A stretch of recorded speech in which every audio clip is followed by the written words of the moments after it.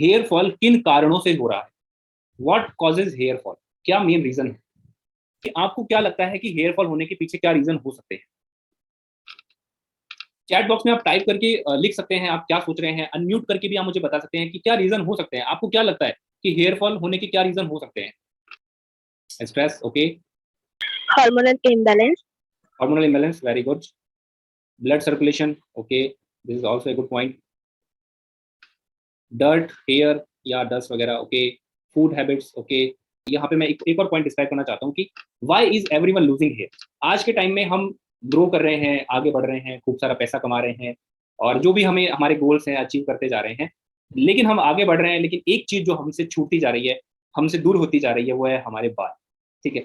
पहले के टाइम में 40-45 साल की उम्र में लोगों को इस तरीके की कंडीशन से निकलना पड़ता था, लेकिन आजकल जो यूथ है, कॉलेज में जाने वाले जो यूथ है, बच्चे हैं, उनको हेयर फॉल का सामना करना पड़ रहा है 20-25 साल की उम्र में।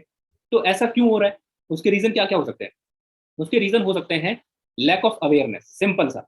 वो लैक ऑफ अवेयरनेस में क्या आता है कि जैसे मान लीजिए आपको हेयर फॉल हुआ, तो आप क्या करेंगे? शैम्पू ढूंढना स्टार्ट करेंगे, यार कौन सा शैम्पू यूज करूं, क्या मैं ऑनियन वगैरह यूज करने लग जाऊं, क्या मैं मेडिसिन लूं कि नहीं लूं, कोई ऑयल बता दो, कोई सीरम बता दो।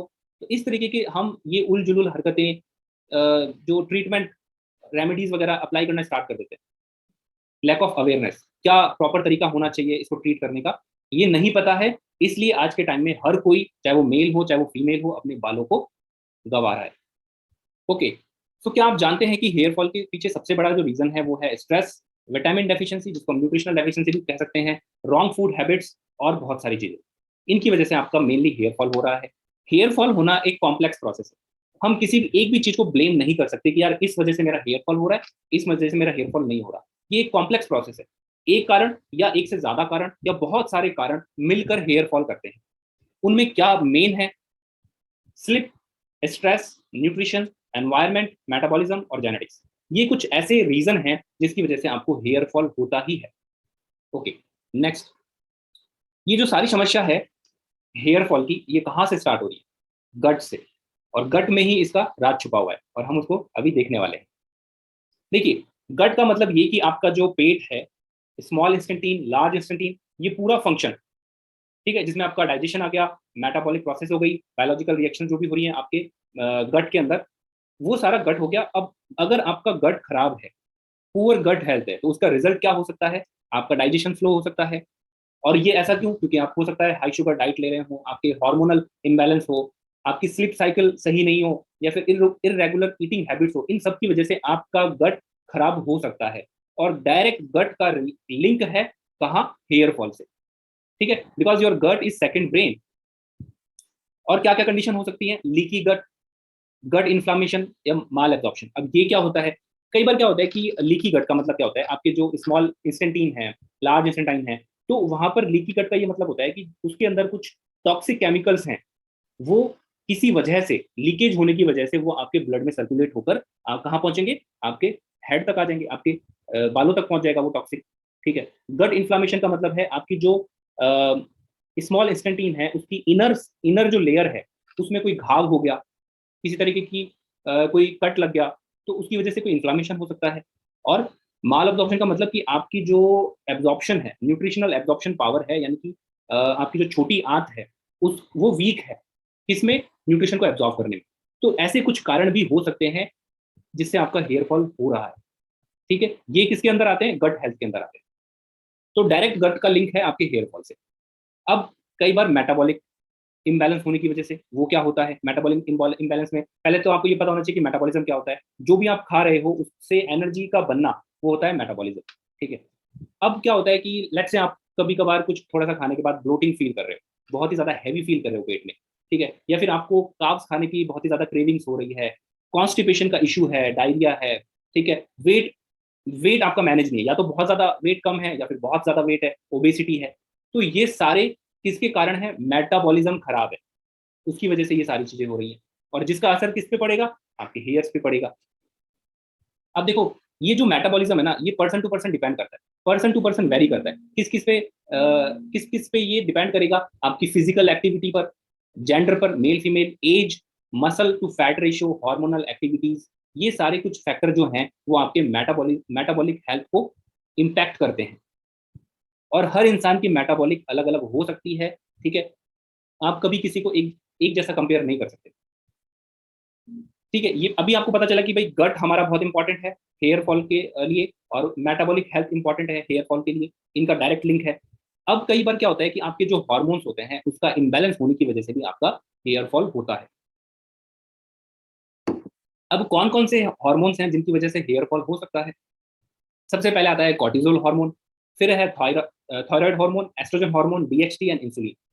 ये जो हार्मोन्स हैं अगर ये इम्बैलेंस हो जाते हैं, या तो बढ़ जाते हैं या कम हो जाते हैं, तो इसकी वजह से आपकी आपके गट पे, आपके मेटाबॉलिक हेल्थ पर प्रभाव पड़ता है। कॉर्टिजोल क्या है? स्ट्रेस हार्मोन है। थायराइड आपको पता है, थायराइड अगर आपको हाइपोथायराइडिज्म भी हो सकता है, हाइपरथायराइडिज्म भी हो सकता है, जिसमें आपका मेटाबॉलिक प्रोसेस पूरा डिस्ट्रॉय हो जाता है। एस्ट्रोजन अगर हार्मोन ज्यादा है, इंसुलिन रेजिस्टेंट हो रखा है बॉडी में, उसकी वजह से डीएचटी, टेस्टोस्टेरोन जो मेल्स के अंदर पाया जाता है, इसकी वजह से हार्मोन, इस हार्मोन की वजह से भी हम हेयर फॉल हो सकता है। इंसुलिन अगर बहुत एक्सेस, जैसे डायबिटीज का केस है, डायबिटीज में क्या होता है, इंसुलिन इम्बैलेंस हो जाता है, इंसुलिन हार्मोन इम्बैलेंस हो जाता है, तो न्यूट्रिशन एब्जॉर्प्शन नहीं हो पाता है, और बहुत सारी बायोलॉजिकल रिएक्शंस इन्वॉल्व होती हैं इन सब फंक्शंस में, वो कहीं ना कहीं हैम्पर होती है, जिसकी वजह से हेयर फॉल देखा देखा गया है और अक्सर होता है।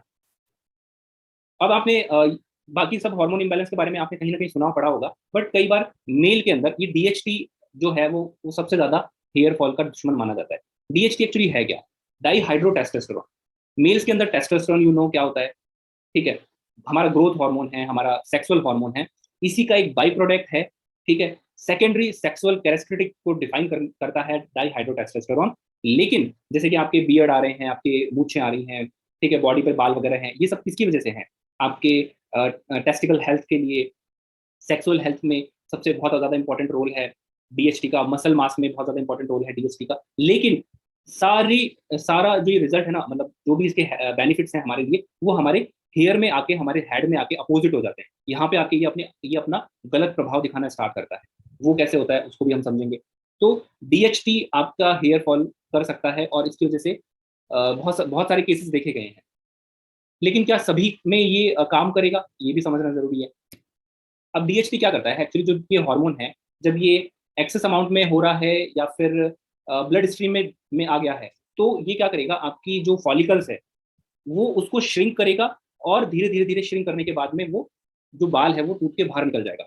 क्यों? क्योंकि डीएचटी ब्लड में मिलके वहां तक, रूट तक पहुंच गया है। और ये डीएचटी जो है हेयर फॉल में नंबर वन रीजन है इसका, मेल्स में, मेनली मेल्स के अंदर। लेकिन क्या सभी के अंदर ये डीएचटी काम करेगा? देखो मैं इसको थोड़ा और एक्सप्लेन करता हूँ।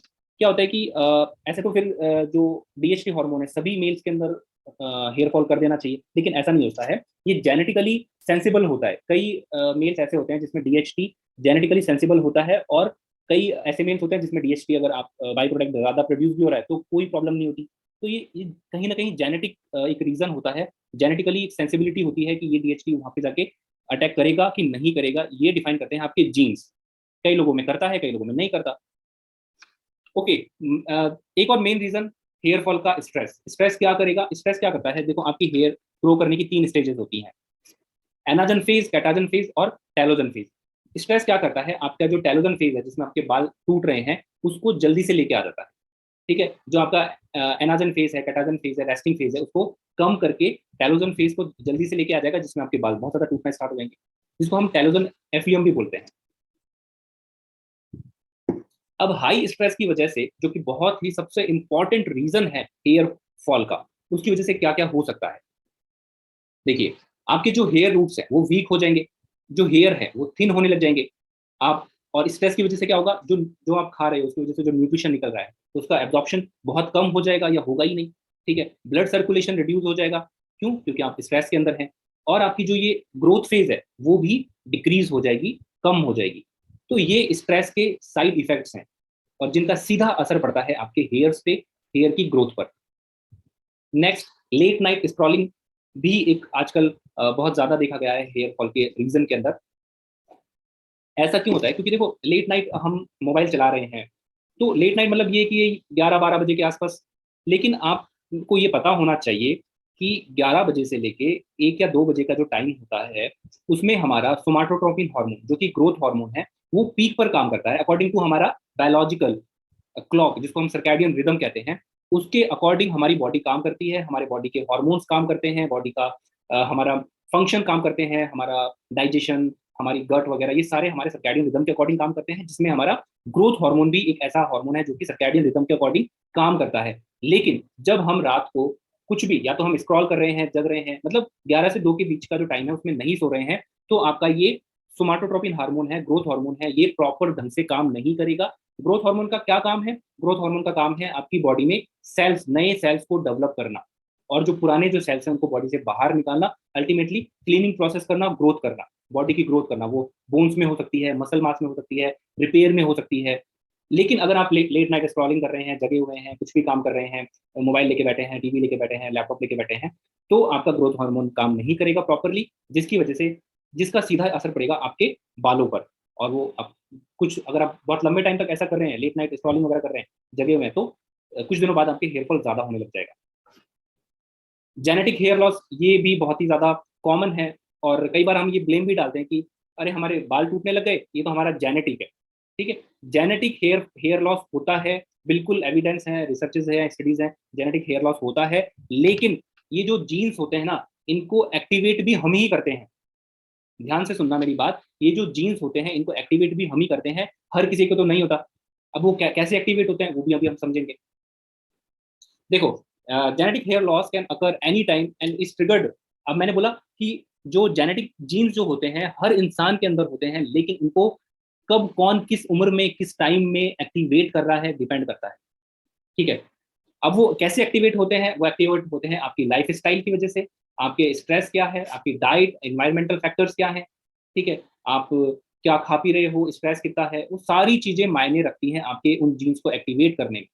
अगर आप बहुत ही शुरुआत से, यंग एज में या फिर उससे पहले आपकी लाइफ स्टाइल खराब है, डाइट, आपकी फूड हैबिट सही नहीं है, कुछ इन्वायरमेंटल फैक्टर्स ऐसे हैं, तो आपकी वो जीन्स जल्दी एक्टिवेट हो जाएंगे और जल्दी से आपके हेयर फॉल हो जाएगा।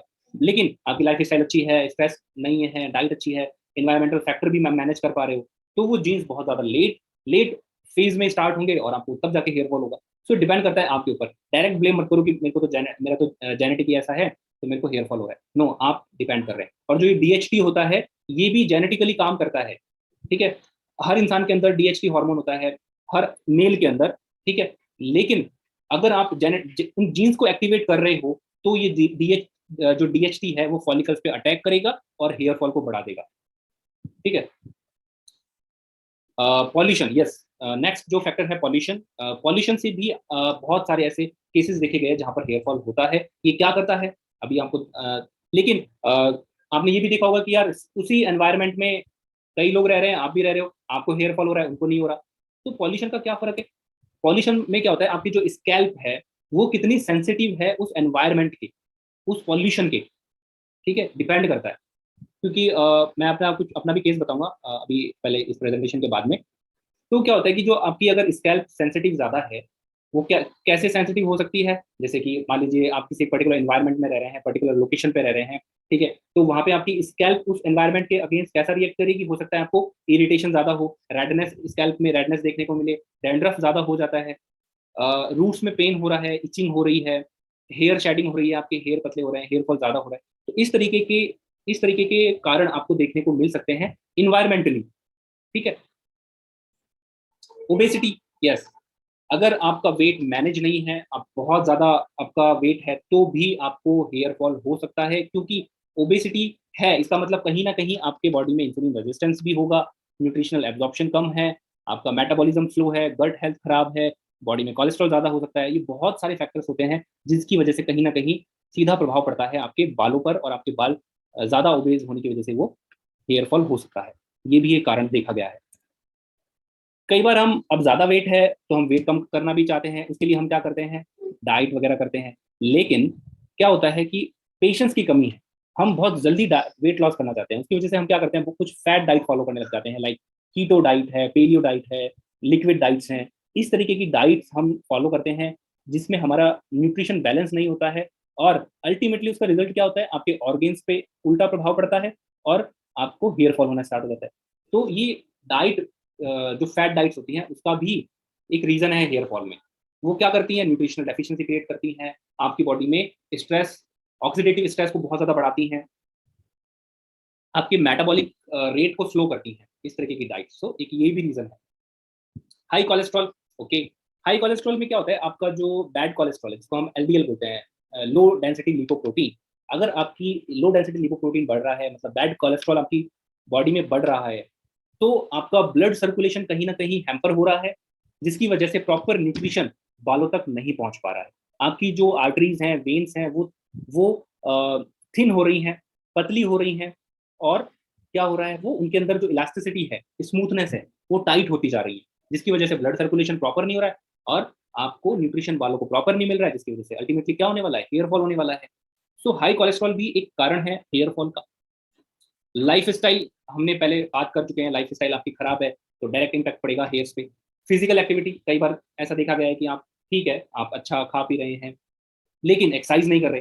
अगर आप एक्सरसाइज नहीं कर रहे तो इसकी वजह से क्या क्या क्या हो सकता है, एक्सरसाइज ना करने की वजह से आपका मेटाबॉलिक प्रोसेस डाउन रहेगा, डाइजेशन स्लो रहेगा, ठीक है, ब्लड सर्कुलेशन स्लो रहेगा, तो अल्टीमेटली क्या होने वाला है, न्यूट्रिशन कम जाएगा बालों की रूट्स तक, तो धीरे धीरे धीरे धीरे क्या होने लग जाएगा, हेयर फॉल। फूड हैबिट्स, बहुत ज़्यादा एक्सेस में बाहर का खाना खा रहे हो, जंक खा रहे हो, प्रोसेस फूड खा रहे हो, रिफाइंड कार्ब्स ले रहे हो, इस तरीके की अगर फूड हैबिट्स है, बहुत ज़्यादा ऑयली खा रहे हो, तो अल्टीमेटली हेयर फॉल होने वाला है। क्योंकि बालों को प्रॉपर न्यूट्रिशन चाहिए, बालों को क्या चाहिए, बालों को प्रॉपर माइक्रो और मैक्रो दोनों का बैलेंस चाहिए। हेयर स्टाइल प्रोडक्ट्स, यस, अगर आप बहुत एक्सेसिव अमाउंट में हेयर स्टाइल कर रहे हैं, जेल लगा रहे हैं, ठीक है, ड्रायर यूज कर रहे हैं, क्रीम लगा रहे हैं, सीरम लगा रहे हैं, आए दिन ऐसा कर रहे हैं, तो उसकी वजह से आपके जो स्कैल्प है, आपके फॉलिकल्स हैं, आपके जो पूरा बाल है, उसकी जो क्यूटिकल्स जिसको बोलते हैं, उन पे कहीं ना कहीं बुरा प्रभाव पड़ता है, और अल्टीमेटली हेयर फॉल होने लग जाता है।